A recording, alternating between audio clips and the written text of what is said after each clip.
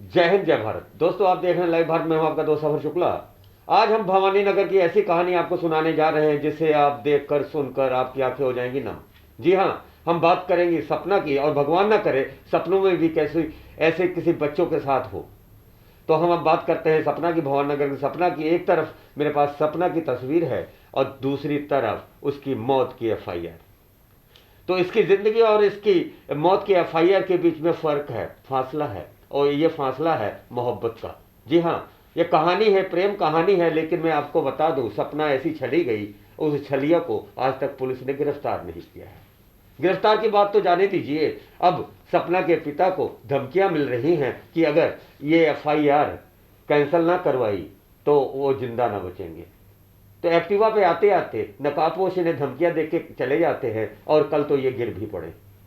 Activa से घर लौट रहे थे कि दो नकाब सवारों ने इनको धमकी दी, और वो जब गिर पड़े। तो हम उनकी तस्वीरें दिखाते हैं, उनके जख्मों से ही हम शुरू करते हैं ये तस्वीर, और हम आपको बताते हैं कि ये है अमन वर्मा।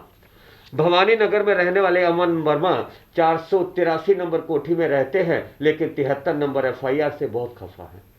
ये 73 नंबर एफआईआर है जिसमें काबल सिंह ने, वो इतने काबल है कि आज तक एक बेटी की जान गई, और उनके जो बेटी के जान जिनके चलते गई, उन्हें आज तक काबुल सिंह गिरफ्तार नहीं कर पाए हैं। यह पंजाब पुलिस की काबिलियत है, और यह काबुल सिंह का कारनामा।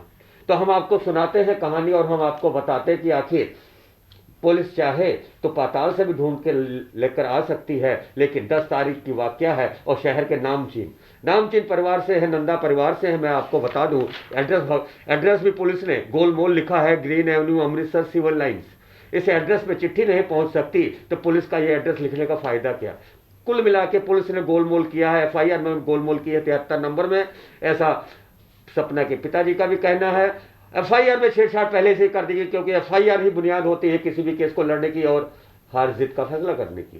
तो ये एफआईआर इतनी पोर लिखी गई है, मैं शब्दों में बताऊं तो एफआईआर में ऐसी बातें ही नहीं लिखी गई हैं जो हकीकत में हुई। तो आज वो हकीकत लाइव भारत बताता है, और सपना के पिता से लाइव बात करता है। तो सर ये बताइए, बेटी सपना सपने में आती है? आती।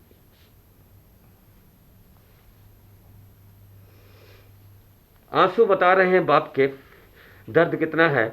सर, सपना ने आपसे कहा कि मैंने नंदा से शादी करनी है, शिवम नंदा से। शिवम नंदा है कौन?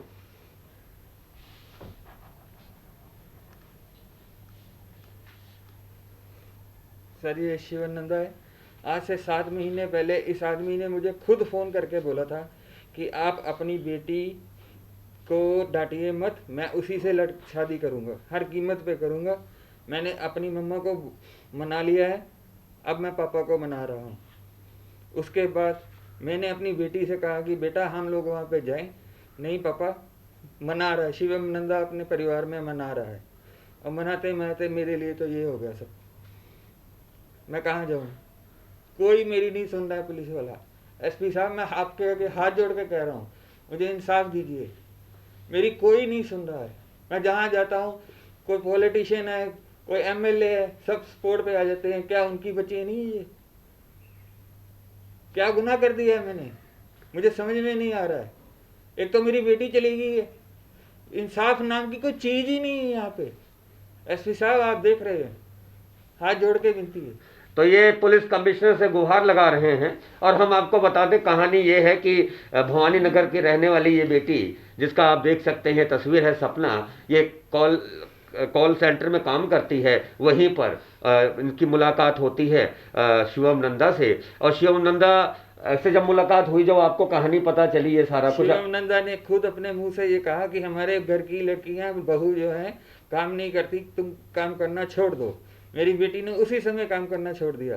तो मैं तो देख के हैरान हो गया भी क्या है। उसी दरमियान मेरे सामने ये आया कि ये बेटी और ये दोनों आपस में बहुत प्यार करते हैं। अब मैंने देखा, मैंने कहा ठीक है भाई, जो है आपके सामने मैं शादी कर देता हूँ। लेकिन ये कल देखिए, ये आराम से जा रहा हूँ, पीछे से 2 नकाबपोश आते हैं, तुमने केस वापस लेना है या तुम्हें मार डालूं, ये कह के ये सब हो रहा है मेरे साथ। मैं परेशान हो चुका हूँ। और मैं कमिश्नर साहब, एसपी साहब, मैं आपके आगे हाथ जोड़ के कह रहा हूँ, अगर मुझे और मेरे परिवार में किसी को अगर कुछ हानि हुई या नुकसान हुआ, शिवम नंदा सन ऑफ योगेश नंदा और आल नंदा फैमिली ही जिम्मेवार होगी। ये मैं अपनी होश आवाज में बयान दे रहा हूँ। तो सबसे बड़ी बात है कि एक परिवार जिनके घर में बेटी चली गई, सबसे बड़ी बेटी थी और सपना बेटों से ज़्यादा प्यार पाया था उसने, और सपनों की महल बनाना चाहती, सपनों के महल में जाना चाहती थी। माँ भी राजी थी, पिता भी राजी थे, और सपना को छलने वाला जो नंदा परिवार है, तो नंदा परिवार का जो शिवम नंदा है, इनके पास ऐसी चैटिंग भी है, इनके पास ऐसे SMS भी हैं, सारा कुछ बातचीत है। और सबसे बड़ी बात, खुद बाप कह रहा है कि मुझे जब उन्होंने फ़ोन किया 1 महीने की, उन्होंने कहा था मैं शादी कर लूंगा, मम्मी मान गई है। तो मैं समझता हूँ शिवम नंदा का ये क्या था, ये क्या था। तो ये बताइए, पुलिस ने FIR दर्ज कर दी जी, तो आगे क्या हुआ? आपको एक तरफ तो धमकियां आ रही हैं जान से मारने की, केस वापस ले लो या समझौता कर लो, तो पुलिस ने क्या किया? पुलिस के ऊपर इतना प्रेशर है, MLA हो, कोई मैं नाम नहीं किसी का लूंगा, काउंसलर है, पता नहीं कहाँ कहाँ से फोन आ रहे हैं, उनको दबाया जा रहा है पुलिस को। नहीं तो क्या जो दबा रहे हैं उनके बहन बेटियां नहीं है? यही तो मैं पूछना चाहता हूँ आपके चैनल के माध्यम से, क्या उनके घर में बेटियां नहीं है, बहनें नहीं है? ये बेटी सब पंजाब की बेटी नहीं है, अमृतसर की बेटी नहीं है? अच्छा, आपकी कोई क्या कसूर है मेरा? अमन जी, आपका पूरा अमन चैन छीन गया है इस बेटी सपना की वजह। सपनों में आपका सपने भी अब नहीं, आप सोते ही नहीं है, तो सपना कहाँ से आना। लेकिन सपना का जो दर्द है, पुलिस किस दबाव में काम क्यों कर रही है? क्या आपको लगता है कि आपको इंसाफ मिलेगा? मैं तो हाथ जोड़ के कह सकता हूँ कि ये अमृतसर की बेटी है, अमृतसर की नहीं, पंजाब की बेटी है। और माँ बेटियाँ हम लोग अपने बुजुर्गों से सुनते थे और हम भी करते आए, हमारे बाप दादा भी बोलते हैं कि बेटियाँ सबकी साझी होती हैं। इसीलिए हाथ जोड़ के विनती कहता हूँ अमृतसर के वासियों, आपकी बेटी है ये। तो मैं समझता हूं ये देश की बेटी है, और न्याय, बेटी हो या बेटा, क्योंकि हमारा अधिकार है, कानूनी अधिकार है। तो मैं समझता हूं सपना के सपनों को हरने वाला, सपनों की हत्या करने वाला, सपना के सपनों का सौदागर जिसने छल लिया, आखिर उसकी गिरफ्तारी क्यों नहीं हो रही? पुलिस नामजद करती है FIR नंबर, और सबसे बड़ी बात है कि शहर के पौष इलाके में रहते हैं, ग्रीन एवेन्यू में कोठी है, और इनका व्यापार क्या है जी, और इनका क्या काम है? इनका जो है अरबपति फर्म है सर, ये अरबपति। पैसे का इतना अहंकार है कि आदमी को आदमी नहीं समझते हैं। हॉस्पिटल में इन्होंने, मेरी जब बेटी सपना वर्मा हॉस्पिटल में दाखिल थी, एक आदमी इन्होंने भेजा और उसके हाथ में मैसेज भेजा कि तुम हमारी औकात के बराबर नहीं हो, हम बहुत बड़े आदमी हैं, हम अपने लेवल का आदमी ढूंढना चाहते हो। क्या पैसा ही सब कुछ होता है? कमाल। अच्छा ये बताइए, अगर परिवार अपने लेवल का आदमी ढूंढना चाहता था, तो ये शिवम नंदा को नहीं मालूम था कि आपका स्तर क्या है, उनका क्या है? शिवम नंदा को मेरी एक एक चीज पता थी। तो फिर उसने, इसका मतलब उसने एक छला उनको, इस लड़की को उसने एक केवल अपनी अमीरी का एक शौक बनाया। योगेश नंदा ने ही बाप बनके एक बेटे को आगे रखा है, पैसा दिखाया, पैसा दिखाने के बाद दिखाया ये देखो पैसे की दुनिया, देखो बेटा ऐश करो, और बेटा आगे इन लक्षणों पे उतरता है कि लोगों के घर इधर जाके लोगों की बेटियों के साथ ये सब करता है। तो इसका मतलब अय्याश मैंने पता किया, अय्याश आदमी है एक नंबर का। तो ये बताइए, अय्याश आदमी है ऐसा आपने कहते हैं, तो आप मुझे ये बताइए कि इसका मतलब है कि सारी, ये कोई प्यार नहीं था, कोई शादी नहीं थी, ये सब कुछ केवल ड्रामा था? ये सब मेरी बेटी के साथ ड्रामा खेला गया है, मेरी बेचारी बेटी को अपनी चाल में फंसाने के बाद। तो बहुत बड़ा आरोप लगाया है अमन वर्मा जी ने, और जिन सपना ने इनका अमन चैन छीन लिया। सबसे बड़ी बात है कि इस घर में अमन और चैन छीन चुका है, और वजह है सपना की। तो सपना के पीछे की कहानी क्या है? पुलिस ने शिवम नंदा को तो नामजद कर दिया, पर लेकिन अभी तक गिरफ्तारी नहीं है। तो एक बेबस बाप की आपने पुकार सुनी लाइव भारत पर, तो ये बेबस बाप किस तरह पुलिस से न्याय की मांग के लिए हाथ जोड़ रहा है। मैं तो समझता हूँ शर्म आनी चाहिए ऐसे नेताओं को जो ऐसे मामलों में आरोपियों का साथ देते हैं। शर्म आनी चाहिए ऐसे अधिकारियों को जो पैसों के बल पे बिक जाते हैं, लेकिन किसी ऐसे परिवार को इंसाफ नहीं दिला पाते, जो केवल हाथ जोड़ रहा है अधिकारियों को और कर रहा है अरदास और प्रार्थना कि हे परमात्मा न्याय देना मुझे। और मैं समझता हूँ गीता में भी लिखा है कि न्याय मिलता है जरूर है, पर विलंब से। कुल मिला के आप देखते रहे ये लाइव भारत पर स्पेशल मैं आप आपके चैनल से जी एक जी बात और जी बोलना चाहता हूँ। एसपी साहब, मैं हाथ जोड़ के विनती करता हूँ, आप शिवानंदा को पकड़िए। बनारस में अपने नाना के यहाँ बैठा हुआ है, इसकी इंफॉर्मेशन मुझे है, आपको क्यों नहीं है? तो ये बड़ा सवाल है अमृतसर पुलिस पर कि जैसा कि इन्होंने मैं बताया शरेआम चैलेंज कि करता हूं। इस समय जो है आरोपी शिवम नंदा अपने ननिहाल में है और बनारस में है। तो मैं समझता हूं कि बनारस नरेंद्र मोदी की वो नगरी है जहां से वो सांसद चुन के आए हैं और कानून संसद बनाता है, सांसद बनाता मैं है। तो ऐसे में योगी जी से हाथ जोड़ के विनती जी करता हूँ। तो इन्होंने योगी जी से भी विनती की है, क्योंकि उत्तर प्रदेश सरकार में योगी सरकार है, ऊपर मोदी सरकार, यहाँ कैपिटल सरकार है। तो 3 सरकारों से इनकी अपील है और कि देश की बेटी है और देश की बेटी को न्याय के लिए इस तरह से उनका पूरा परिवार भटक रहा है, जान से मारने की धमकियां मिल रही हैं, जैसा कि आपने देखा, आपने सुना। जी कैप्टन साहब जी को उनकी जो आईडी के ऊपर मैंने सब एफआईआर की कॉपी भेजी है और आदरणीय जो कैप्टन साहब को गुजारिश है, कृपया मेरी वो रिपोर्ट देखिए। कैप्टन साहब को भी गुजारिश है, इन्होंने आईडी पे सब कुछ भेजा है जैसा कि उन्होंने बताया। तो ये लाइव तस्वीरें आप देख रहे हैं लाइव भारत पर। हम चलते हैं, पुलिस का भी पक्ष जानते हैं और जानते हैं आरोपी परिवार का क्या पक्ष है, कैमरे के सामने आता है नहीं आता, लेकिन हम कैमरे के सामने बिल्कुल आएंगे और वही दिखाएंगे जो सच हो। तो देखते रहे आप लाइव भारत। हम ये स्पेशल कहानी, मैं एक बार और कानून और सपना, मैं एक बार हाथ जोड़ के आपके चैनल के द्वारा एक विनती करता हूँ, मुझे अगर मेरे परिवार को किसी भी तरह की हानि, जानी माली नुकसान हुआ, उसका जिम्मेदार योगेश नंदा और उसका सारे योगेश नंदा परिवार ही जिम्मेवार होगा। मैं अपनी होशाहवास में ये बयान दे रहा हूँ। कुल मिलाकर हम आपको बता दें कि ये जो अब लाइव तस्वीरें देख रहे हैं, लाइव बातचीत कर रहे हैं, इतने ये डरे हुए हैं कि इन्होंने लाइव भारत के मार्फत दूसरी बार ये इन्होंने फिर वही कहा जो पहले कहा था। इन्होंने फिर वही आरोप लगाया और सीधा सीधा इनका आरोप है कि हमारे परिवार को कुछ हुआ तो नंदा परिवार जिम्मेदार है। तो नंदा परिवार कैसा परिवार और कहाँ रहता है ये परिवार, ये भी हमको दिखाएंगे और दिखाएंगे पुलिस क्या कर रही है। तो आप देखते रहे लाइव भारत। लाइव भारत पहुंचा है थाना मजीठा रोड और बात वही है सपना की। जी हाँ, हम सपना की बात करते हैं और सपना ज़िंदगी में सपना हो गई। हम उस मजबूर बाप की बात करते हैं जो अमन है, पूरी दुनिया को अमन चैन से रहने की ये प्रार्थना किया करते थे, आज भी करते हैं। लेकिन आपका सपना तो गया, सपना तो आपका टूटा। सपना की बेटी का जो आप कानूनी तौर पे बदला लेने के लिए, कानून पर उनको सज़ा दिलाने के लिए आप चक्कर लगा रहे हैं, एफआईआर हुई है, लेकिन अभी तक आपको अब जान से मारने की धमकियां भी मिली हैं। आपने पुलिस कमिश्नर को हमारे लाइव भारत के अपील भी की है। तो ये बताओ, इस थाने से आपको इंसाफ नहीं मिलता? बिल्कुल नहीं। अगर मुझे यहाँ इंसाफ ना मिला तो मैं यहाँ धरना दे दूंगा। कम से कम 100,000 रिश्तेदार मेरे फ़ोन कर रहे हैं, हम यहाँ धरना देंगे, उठेंगे नहीं किसी कीमत पे जब तक इंसाफ नहीं मिलेगा।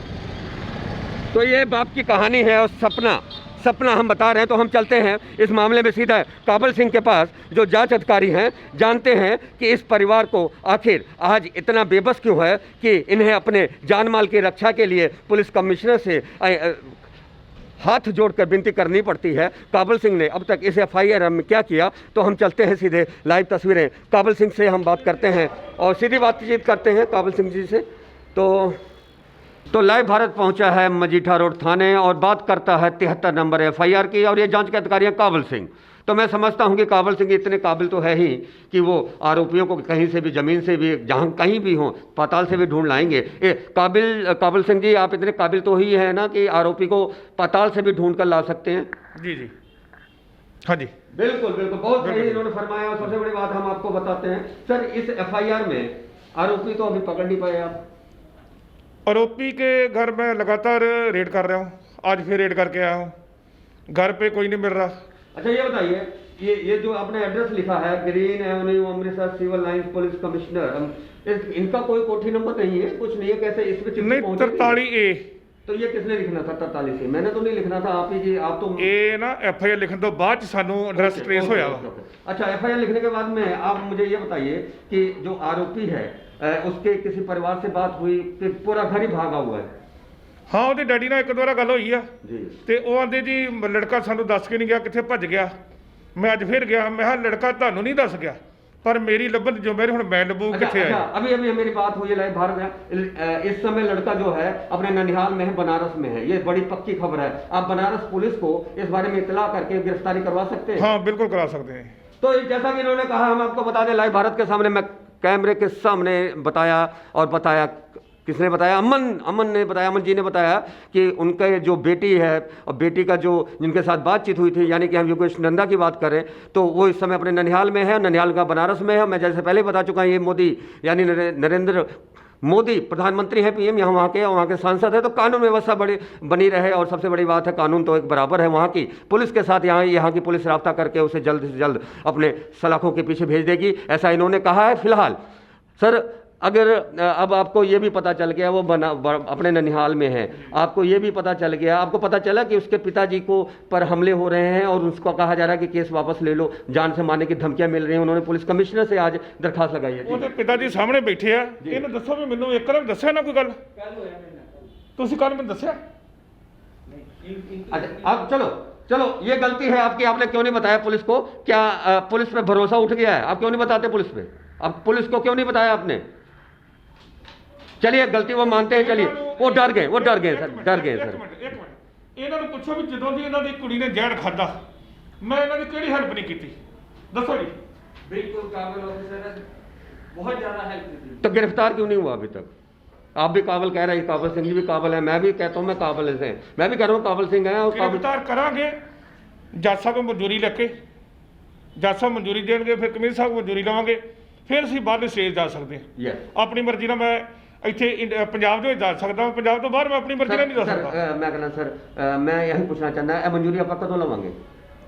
बस ਆਪਾਂ ਲੈ ਲੈਣੀ 2-4 दिन ਦੇ ਵਿੱਚ मंजूरी ਲੈ ਲੈਂਦੇ। इन्ने दिन लगे? 4 दिन मंजूरी? हाँ, 2-4 दिन लग जाएंगे मंजूरी ਨੂੰ। नहीं, 4 दिन मंजूरी कितना लग जाते हैं जी? एक दिन च मंजूरी नहीं मिलती। ਪਹਿਲਾਂ ਜੱਜ ਸਾਹਿਬ ਨੂੰ ਐਪਲੀਕੇਸ਼ਨ ਦੇਵਾਂਗੇ, ਸ਼ਹਿਰ ਜੱਜ ਸਾਹਿਬ ਨੂੰ। अच्छा जी, ਉਹ ਕਹਿਣਗੇ ਵੀ ਹਾਂ ਠੀਕ ਲੈ ਕੇ ਆਓ। ठीक है। ਫਿਰ ਕਰੋਨਾ ਦਾ ਕੰਮ ਚੱਲਣ ਡਿਆ, ਅਸੀਂ ਵੇਖਣਾ ਵੀ ਜਾਣਾ ਕਿਸ ਤਰ੍ਹਾਂ ਵਾ। Right sir. ਟ੍ਰੇਨ ਤੇ ਜਾਣ ਨਹੀਂ ਡਈ, ਹੁਣ ਬਹੁਤ ਘੱਟ ਜਾਣ ਡਈ ਆ। बिल्कुल बिल्कुल बिल्कुल ਗੱਡੀ ਕਰਨੀ ਆ, ਕਿੱਦਾਂ ਕਰਨੀ ਆ, ਇਹਨਾਂ ਕਰਨੀ ਆ, ਮਹਿਕਮੇ ਨੇ ਦੇਣੀ ਆ, ਮੈਂ ਕਰਨੀ ਆ, ਕਿੱਦਾਂ ਕਰਨੀ ਆ। बिल्कुल सही बात। ਇਸ ਚੀਜ਼ ਵਾਸਤੇ ਟਾਈਮ ਲੱਗਣਾ। अच्छा, हाले तक तो ਇਹ ਨਹੀਂ ਪਤਾ ਸੀ ਕਿ ਉਹ बनारस से ਆ, ਤੁਸੀਂ ਅੱਜ ਵੀ ਛਾਪਾ ਉਹਦੇ ਘਰ ਮਾਰਿਆ, ਹੁਣ ਪਤਾ ਲੱਗ ਗਿਆ ਤੇ ਨਹੀਂ, ਮੈਨੂੰ ਨਹੀਂ ਪਤਾ ਸੀ। ਇਹਦੇ ਬਾਰੇ ਤੁਸੀਂ ਆਲਾ ਅਧਿਕਾਰੀ ਨੂੰ ਦੱਸੋਗੇ? ਹਾਂਜੀ ਦੱਸਾਂਗੇ। चलिए, लाइव भारत पर काबिल सिंह जांच अधिकारी है। और सबसे बड़ी बात कि हम तो सवाल करेंगे, हमारा काम है सवाल करना, क्योंकि हम तो आईना दिखाते हैं, हम तो कैमरा के सामने पूछते हैं, क्योंकि हमारा होता है सवाल जवाब तो अधिकारी देते हैं। हम लोगों की उठाते हैं बात, क्योंकि हम बात उठाते हैं और मुद्दा उठाते हैं, हम वही उठाते हैं जो सच हो, सच के सिवा कुछ नहीं कहते। फिलहाल लाइव भारत आपको दिखाएगा नंदा परिवार का आशियाना कैसा है और उनके बारे में थोड़ी और भी जानकारी दिखाया। तो पुलिस का हम ले चुके हैं पक्ष, अब हम चलते हैं नंदा के परिवार की तरफ, देखते हैं उस परिवार में और इस प्रेम कहानी के बीच में कौन कौन गुनाहगार है। अगर गुनाह पैसों का है तो ऐसे अमीर जादों को किसी के प्यार को छलकर जान गंवा दे कोई, ऐसा कोई काम नहीं करना चाहिए। अगर नोटों से किसी की इज्जत खरीदी जाती तो मैं समझता कि इज्जत फिर होती कहाँ। तो जिस तरह यहाँ पे इज्जत के नाम पर इज्जतदारों ने एक ये भी कहा जाता है कि मैं अरबपति हूँ, तुम्हारा स्टेटस क्या है, तो मोहब्बत क्या स्टेटस देखती है? अगर सच्चा प्यार था तो फिर शादी के लिए इनकार क्यों किया? 1 महीने पहले फ़ोन करके उनको कहा गया कि पापा तैयार रखना, मैं शादी करूंगा, मम्मी राजी हो गई है। तो मम्मी राजी हो गई, उसके बाद में क्या रचा जाती है साजिश और क्यों होती है आत्महत्या, ये तो आने वाला कल बताएगा, जांच रिपोर्ट बताएगी। लेकिन हम एक बात और बता दें आपको कि सबसे बड़ी बात, छली गई सपना छली गई। तो सपना और कानून और इंसान की ये कहानी थी, तो हम और भी आगे आपको दिखाएंगे। आप देखते रहे लाइव भारत। तो लाइव भारत पहुंचा है ग्रीन एवेन्यू और ये कोठी है नंदा 204। जी हाँ, नंदा 204 के चिराग, यानी कि इनके चिराग जो नंदा जी हैं वो इस समय अपने ननिहाल में हैं, ऐसा पता चला है। पुलिस रेड मारने को कह रही है, लेकिन मैं समझता हूँ इस कोठी के अंदर कई राज छुपे हैं जो सपना बन के रह गए। तो जिस तरह सपना के पिता हमारे साथ हैं अमन जी, आपको जान से मारने की धमकियाँ और आपको कैसे धमकियाँ मिल रही हैं, क्या कहा जा रहा है?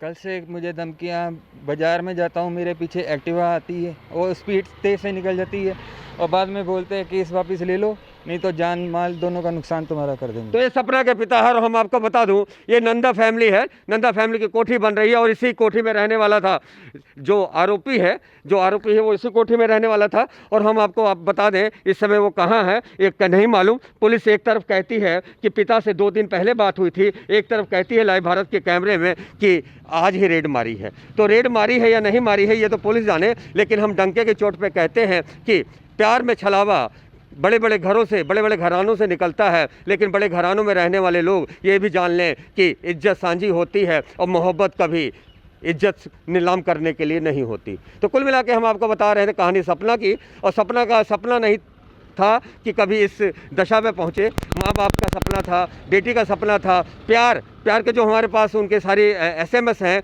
जो हमारे पास चैटिंग है, और सबसे बड़ी बात इसी कोठी में रहने वाले जो आरोपी हैं नंदा, तो ये बात कर रहा हूँ शिवम नंदा की, तो शिवम नंदा का ये इकलौता चिराग है इस कोठी का। और जिस तरह से सपना का सपना आसमान में पहुंचने का था, लेकिन सपना मिट्टी में मिला दिया, और सपना के साथ प्यार का सपना ऐसा दिखाया। और कुल मिला के बात कहूँ पिता की, तो पिता भी इस समय दहशत में है, पूरा परिवार जो है घर में अपने को कैद कर रखा है। तो लाइव भारत ने दिखाया आपको सपना की सारी कहानी, और आपको हमने बताया सपनों के मौत को लेकर पुलिस का क्या कहना है, किस तरह पुलिस जवाब दे रही है, और किस तरह सपना के परिजन, और लाइव भारत ने आपको लाइव तस्वीरें दिखाई। अब देख रहे थे लाइव भारत। जय हिंद, जय भारत।